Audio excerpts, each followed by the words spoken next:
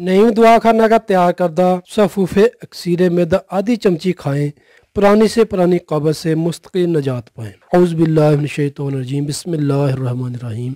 भूख की कमी, खाने पीने को दिल न करना, अफारा, गैस, बदहज़मी, मैदा की जलन, मुंह का जायका कड़वा होना, डकारे आना, तली हुई चिकनाई वाली ग़िज़ा खाने से मैदा की तकलीफ होना, एच पाइलोरी, पेट में गुड़गुड़ाहट होना, बाथरूम में घंटा घंटा बैठे रहने के बावजूद पखाना का खुल कर ना आना, पेट का साफ ना होना, मैदा में खुश्की, अमराज़ मैदा की वजह से सर का दर्द करना, बेचैनी रहना, नींद का ना आना, ये सब मसाइल इंशाल्लाह सिर्फ आधी चमचे नई दवा खाना का तैयार करदा सफूफे अक्सीर मैदा से ठीक हो जाएंगे इंशाल्लाह।